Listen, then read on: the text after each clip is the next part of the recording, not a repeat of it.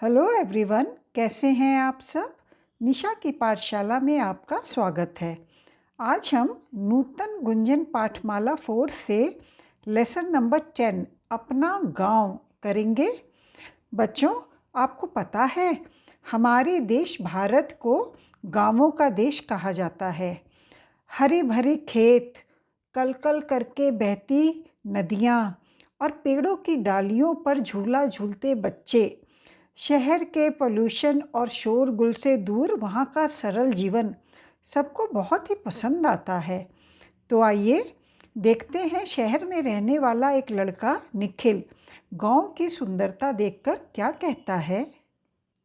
निखिल के पिता शहर में प्राध्यापक थे। उसके चाचा गांव में रहते थे। प्राध्यापक उनको कहते हैं जो कॉलेज में पढ़ाते हैं, प्रोफेसर। तो निखिल के पिता शहर सिटी के एक कॉलेज में प्रोफेसर थे। निखिल शहर में रहता था पर उसके चाचा गांव में रहते थे। एक बार वह अपने पिताजी के साथ उनके गांव आया। उनकी गाड़ी एक छोटे से स्टेशन पर रुकी। वहाँ उसके चाचा जी उनकी प्रतीक्षा कर रहे थे। गांव में एक छोटा सा स्टेशन था जहाँ निखिल के चाचा उनकी प्रतीक्षा मतलब इंतज़ार, वेट कर रहे थे। वे सब तांगे से घर की ओर चल दिए। बच्चों, आपने कभी तांगा देखा है? तांगा एक हल्की सवारी गाड़ी होती है जिसे घोड़े द्वारा खींचा जाता है, जैसा कि आप चित्र में देख रहे हैं। जब सब घर की ओर जा रहे थे तो रास्ते में निखिल ने कहा, वाह, मिट्टी की सौंधी सुगंध अच्छी लग रही है। सौंधी सुगंध मतलब गीली मिट्टी की खुशबू। अब आगे पढ़ते हैं। थोड़ी देर बाद ही गांव के घर दिखाई देने लगे। पिताजी ने एक इमारत की ओर संकेत मतलब इशारा करते हुए बताया, यह खरीद भंडार है। यहाँ अपना अनाज बेचकर किसान उचित कीमत पाते हैं। उचित मतलब ठीक, और कीमत का अर्थ है मूल्य, प्राइस। पिताजी ने एक बिल्डिंग की ओर इशारा करके बताया कि यह खरीद भंडार, परचेज स्टोर है। यहाँ पर किसान अपना अनाज बेचते हैं जिसका उन्हें एकदम सही प्राइस मिल जाता है। यहाँ से अनाज पहले सरकारी गोदाम में पहुँचाया जाता है। खरीद भंडार के बाद अनाज सरकारी गोदाम, गवर्नमेंट वेयरहाउस में जाता है और वहाँ से यह उचित दर की दुकानों पर जाता है जहाँ से हम राशन के रूप में इसे प्राप्त करते हैं। सरकारी गोदाम से अनाज उचित दर की दुकान यानी राशन की दुकानों में जाता है। ये दुकानें बाज़ार कीमत से कम कीमत मतलब कम प्राइस पर लोगों को सामान बेचती हैं। इस तरह से गांव वालों को सही कीमत में अनाज मिल जाता है। गांव की सुंदरता देखते हुए वे घर पहुंच गए। घर के आंगन का फर्श कच्चा था। गांव में फर्श सीमेंट या टाइल्स के नहीं होते हैं, लेकिन सफाई से लीपा गया था। चाची जी और उनके बेटे हरदेव ने पिताजी के पांव छूकर उनका अभिवादन किया। चाची जी ने उन्हें स्वादिष्ट छाछ पिलाई। छाछ कहते हैं बटर मिल्क को। छाछ पीकर निखिल हरदेव के साथ नहाने चला गया। इस चित्र में देखिए, निखिल नहाते हुए कितना एंजॉय कर रहा है। हुर्रे, मज़ा आ रहा है। ठंडे पानी से नहाकर निखिल को ताजगी मतलब फ्रेशनेस का अनुभव हुआ। फिर हरदेव निखिल को अपने खेत पर ले गया। वहाँ छोटी छोटी क्यारियों में, क्यारी कहते हैं उस जगह को जो मेड़ों बाउंड्री से बनाते हैं और उसमें पौधे लगाए जाते हैं। क्यारियों में भिंडी, करेले, टमाटर के पौधे लगे थे। लौकी की बेल मतलब क्रीपर पेड़ से लिपटी थी।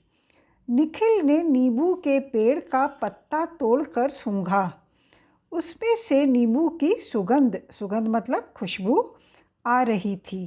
क्यारियाँ देखकर उसने पूछा, भैया, हमारे घर के पीछे खाली पड़ी जगह में क्या हम सब्जियां उगा सकते हैं?